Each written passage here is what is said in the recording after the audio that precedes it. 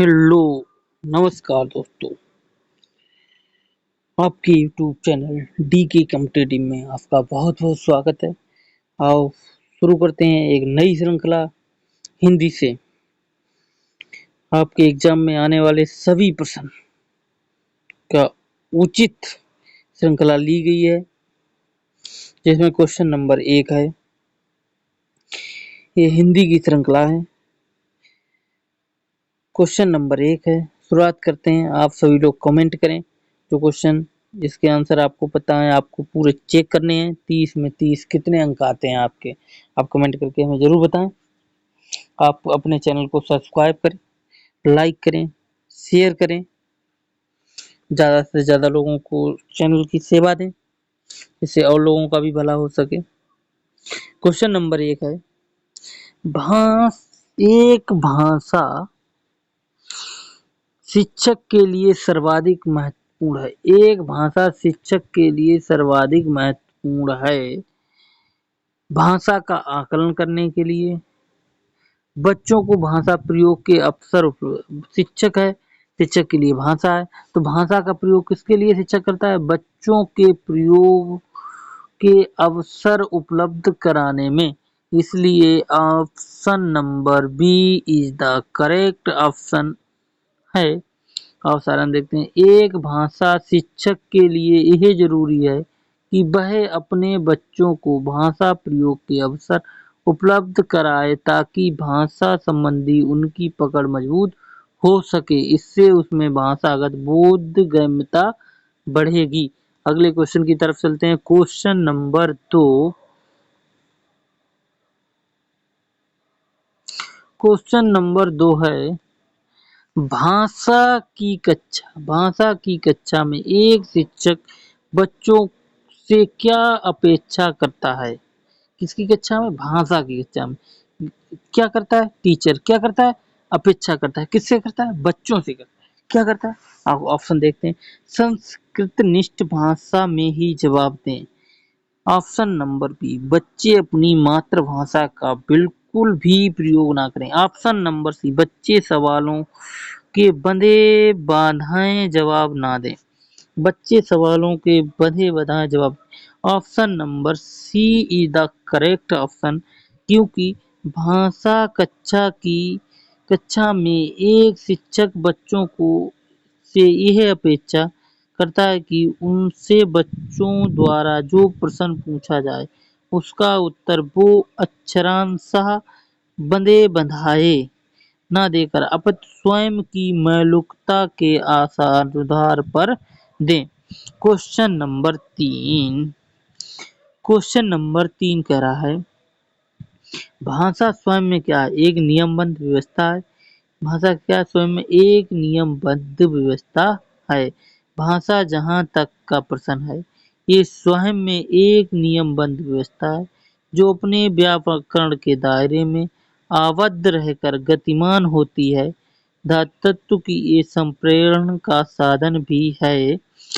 Option A सही है। अगला क्वेश्चन नंबर 4 की तरफ है। भाषा का प्रयोग केवल मुद्रित सामग्री के लिए किया, जीवन में विभिन्न संदर्भों के लिए किया जाता है। ऑप्शन नंबर बी सही है। भाषा का प्रयोग जीवन में विभिन्न संदर्भों के प्रयोग में किया जाता है। क्वेश्चन नंबर 5 कह रहा है, बच्चों अपने परिवेश में, यानी बच्चा जो है अपना परिवेश, अपना वातावरण में स्वयं भाषा अर्जित करते हैं। इसका एक निहितार्थ एक क्या है? बच्चों को समृद्ध भाषिक परिवेश उपलब्ध कराया जाए। क्या option number D is the best answer है? बच्चे अपने परिवेश में स्वयं भाषा अर्जित करते हैं, सही है। अतएव यह आवश्यक है कि उन्हें बच्चों को समृद्ध भाषिक परिवेश उपलब्ध कराया जाना चाहिए। क्वेश्चन नंबर 6, भाषा सीखने सिखाने का उद्देश्य क्या है? भैया भाषा हम लोग सीखते क्यों? इसका क्या उद्देश्य है? आओ देखते हैं। ऑप्शन दिए, दूसरों की बातचीत को समझना है, अपनी बात की पुष्टि करने के लिए तर्क देना है, नहीं, विभिन्न स्थितियों में भाषा का प्रभावी प्रयोग कराना। ऑप्शन नंबर सी, विभिन्न परिस्थितियों में भाषा का प्रभावी प्रयोग करना। भाषा के सीखने अथवा सिखाने के पीछे निहित उद्देश्य ये होता है विभिन्न स्थितियों में भाषा को प्रभावी ढंग से प्रयोग किया जाए। क्वेश्चन नंबर 7, भाषा अर्जन में महत्वपूर्ण क्या है? एक भाषा का शिक्षक है। भाषा का विभिन्न रूपों में प्रयोग। महत्वपूर्ण अर्जन क्या है? भाषा का विभिन्न रूपों में प्रयोग। Option number B is the best answer. अगले क्वेश्चन की तरफ चलते हैं। क्वेश्चन नंबर 8 कह रहा है, क्वेश्चन 8 कहता है बच्चों की भाषा संबंधी क्रमिक प्रगति का लेखा जोखा करना संभव होता है। बच्चों मौखिक परिचय पोर्टफोलियो, हम लोग पहले बात करें पोर्टफोलियो। बच्चों की मौखिक या क्रमिक प्रगति को का लेखा जोखा कर रखना पोर्टफोलियो से ही संभव है। क्वेश्चन नंबर 9, भाषा की पाठ्य पुस्तक। भाषा एक साध्य है। भाषा सीखने का एकमात्र संसाधन है। भाषा जो है की पाठ्य पुस्तक भाषा सीखने के एकमात्र संसाधन है। क्वेश्चन नंबर 10, पत्र पत्रिकाएं भाषा सीखने में क्या बाधक हैं, त्रुटियों को बढ़ावा देती हैं, बड़ों में पढ़ने की वस्तु हैं यानी साधक हैं। पत्र पत्रिकाएं भी क्या है? भाषा सीखने का एक साधक है। क्वेश्चन नंबर 11 की तरफ चलते हैं। बच्चों की भाषा के आकलन का सर्वाधिक प्रभावी तरीका कौन सा है? लिखित परीक्षा, प्रश्नों के उत्तर, प्रश्न पूछना, पढ़ी हुई सामग्री प्रतिक्रिया देना। ऑप्शन नंबर सी सबसे उचित आंसर है। क्वेश्चन नंबर 12 की तरफ चलते हैं। प्रश्न पूछना, प्रतिक्रिया व्यक्त करना, परिचर्चा में भाग लेना, वर्णन करना क्या है? केवल साहित्यिक गतिविधियां भाषा आकलन के एकमात्र तरीके हैं। ऑप्शन नंबर सी है, भाषा सीखने, सिखाने तथा आकलन के तरीके हैं। केवल शिक्षण की पद्धति है। ऑप्शन नंबर सी है, भाषा सीखने, सिखाने एवं आकलन तरीकों के अंतर्गत निम्न महत्वपूर्ण बातें दातव्य प्रश्न पूछना, प्रतिक्रिया व्यक्त करना, परिचर्चा में भाग लेना एवं वर्णन करना, ये 4 चीजें होती हैं भाषा में। क्वेश्चन नंबर 13 कह रहा है बहुभाषिक तथा बहुसांस्कृतिक यानी कि बहुत सी भाषा या बहुत सी संस्कृति में क्या होता है? बच्चों को मातृभाषा का प्रयोग करना वर्जित होता है। गलत बात। ऑप्शन नंबर बी, बच्चों की मातृभाषा को समुचित सम्मान स्थान देते हुए मानक भाषा में परिचित कराना। ऑप्शन नंबर बी, ऐसी कक्षाएं अनेक भाषाओं एवं अनेक सांस्कृतिक विषयों की जानकारी दी जाती है। वह सर्वप्रथम ये आवश्यक है कि बच्चों की मातृभाषा को समुचित सम्मान देने के लिए एवं भाषा से परिचय कराना चाहिए। क्वेश्चन नंबर 14, भाषा व्याकरण की समझ को क्या कहते हैं? ऑप्शन नंबर डी, संदर्भ परक प्रश्नों के माध्यम से आंका जाना चाहिए। सारांश देखते हैं। जहां तक भाषा के व्याकरण की समझ का प्रश्न है, इसे महत्वपूर्ण संदर्भ परक प्रश्नों के माध्यम से अवलोकित करना चाहिए, न कि लघुत्तर वस्तुनिष्ठ एवं संदर्भ परक प्रश्नों के माध्यम से। क्वेश्चन नंबर 15, निम्नलिखित में से कौन सा भाषा शिक्षण का उद्देश्य है? निजी अनुभवों के आधार पर भाषा का सृजनशील प्रयोग करना, भाषा सीखते समय त्रुटियां बिल्कुल ना करना, भाषा की बारीकी और सौंदर्यबोध को सही रूप से समझने की क्षमता प्रदर्शित करना, भाषा के व्याकरण सीखने पर बल देना। Option number C is the correct answer.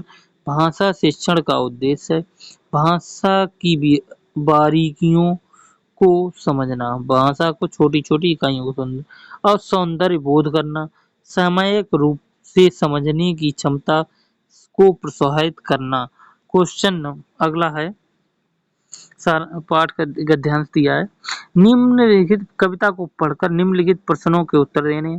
जो कि प्रश्न 106 से लेके 111 तक के हैं। अब पढ़ते हैं पहले कविता क्या कह रही। सुनता हूँ मैं भी देखा, काले बादल में रहती चांदनी की रेखा, काले बादल जाति देश के, काले बादल विश्व कलेश के, काले बादल उड़ते पथ पर नव स्वतंत्रता के प्रवेश के, सुनता आया हूँ है देखा, काले बादल हस्ती चांदी की रेखा, चांदी की रेखा। 100 निम्नलिखित पंक्तियां सुमित्रा नंदन पंत द्वारा रचित हैं। अब पहला क्वेश्चन देखते हैं। कह रहा है काले बादल में रहती चांदनी की रेखा, पंक्ति का भाव क्या है। विपत्तियों के बीच आशा की किरण दिखाई देती है। ऑप्शन नंबर ए सही है, जो कि कह रहा है काले बादल, यानी कि विपत्तियां जब आती हैं तो उनकी आशा की किरण कैसी दिखाई देती है, चांदी की तरह रेखा दिखाई देती है। काले बादल में रहती है चांदी की रेखा, पंक्ति का भाव विपत्तियों के बीच में आशा की किरण दिखाई देना। ऑप्शन नंबर ए सही है। क्वेश्चन नंबर ए 17 कह रहा है काले बादल का प्रतीक क्या है। जातिगत वैमनस्य है, जातिगत वैमनस्य है। प्रस्तुत काव्यगत पंक्तियों में काले बादल जातिगत वैमनस्य का प्रतीक के रूप में यहाँ दर्शाए गए, ना कि मानसून तूफान गर्मी के संदर्भ में। क्वेश्चन नंबर 18 है। क्वेश्चन नंबर 18 कह रहा है काले बादल में रहती चांदनी की रेखा कौन सा अलंकार है। इसमें भैया श्लेष अलंकार यानी कादल बादल, यानी काले बादलों की तुलना की गई है। इसमें क्या बताइए, समानता बताइए, यानी कि इसी से दूसरे से प्रभाषित किया गया है। काले बादल में रहती काली रेखा में श्लेष अलंकार है। यहाँ पर श्लेष का अर्थ है चिपका हुआ अर्थ होता है। इस अलंकार का प्रयोग तो शब्द विशेष में कई अर्थ चिपके रहते, दूसरे शब्दों में जहाँ पर एक के प्रकरण में अपेक्षित अनेक अर्थ हो वहां पर श्लेष अलंकार होता है। ये दो प्रकार के होते हैं, अभंग श्लेष अलंकार और सभंग श्लेष अलंकार। निम्न अगला क्वेश्चन की तरफ चलते हैं। क्वेश्चन नंबर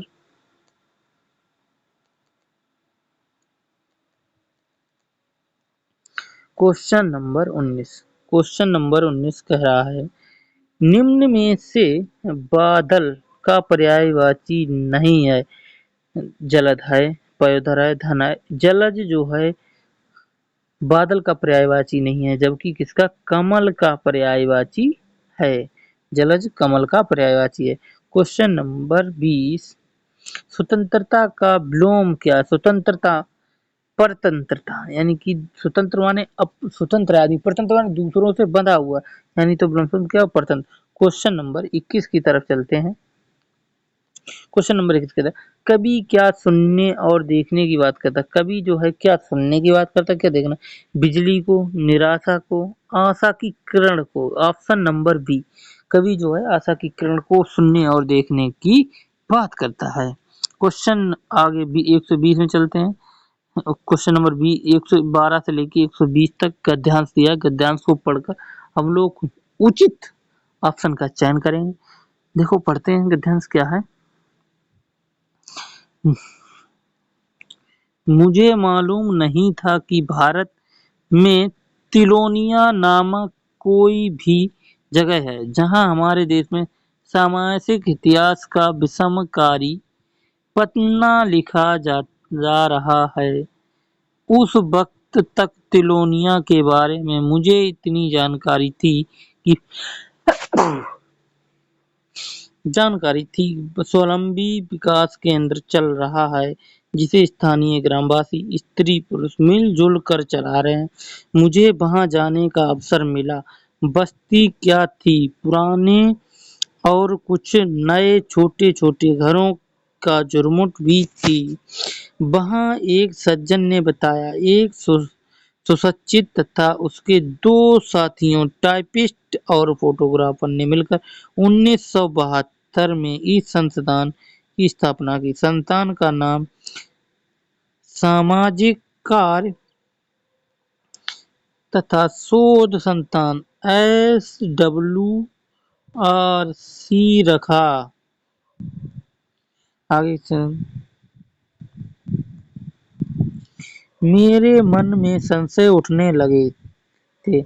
आज के ज़माने में वैज्ञानिक उपकरणों और जानकारी के बल पर तरक्की की जा सकती है, उसे काटकर अवहेलना करते हुए नहीं की जा सकती है। एक पिछड़े हुए गाँव के लोग अपनी समस्याएँ स्वयं सुलझा लेंगे, ये नामुमकिन था। वह सज्जन कहे जा रहे थे, हमारे गाँव आज नहीं बसे, इन गाँव में शताब्दियों से हमारे पूर्वज रहते आ रहे हैं। ज़माने पहले भी हम लोग अपनी सूझबूझ पहल कदम के बल पर ही अपनी दिक्कतें सुलझाते रहे होंगे। जरूरत इस बात की है कि हम शताब्दियों की इस परंपरागत जानकारी को नष्ट न होने से उसका उपयोग करें। मुझे भी समझाते हुए बोला, हम जानकारी से पूरा लाभ उठाते हैं, पर मूलतः स्वावलंबी बनना चाहते हैं। स्वावलंबी, आत्मनिर्भर।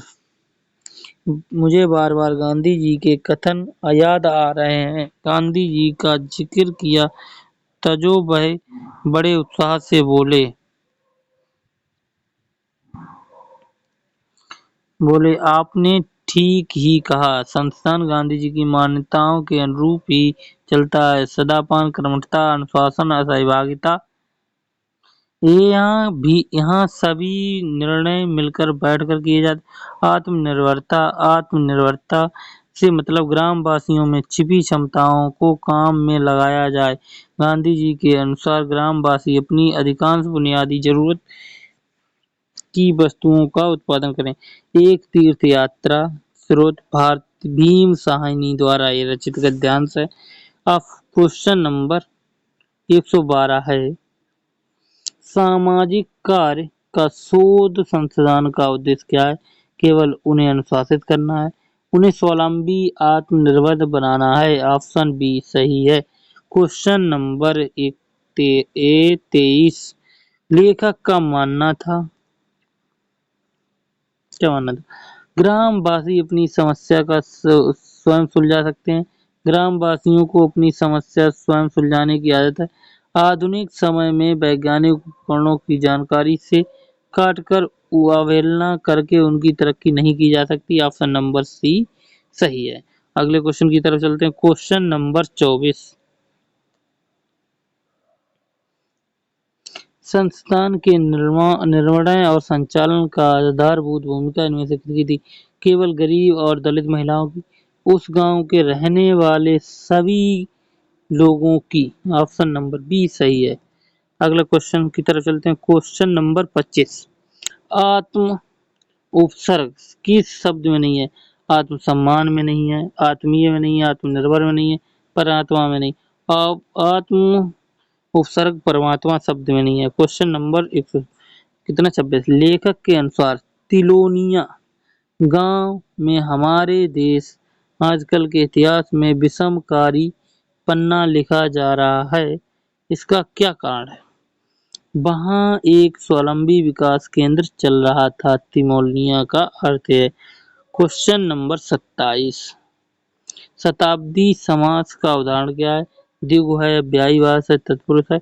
तो शताब्दी यानी कि संख्यावाचक है। कैसा? संख्यावाचक। संख्यावाचक कौन सा समास होता है? द्विगु समास होता है। ऑप्शन नंबर ये सही है। क्वेश्चन नंबर 28 की तरफ चलते हैं।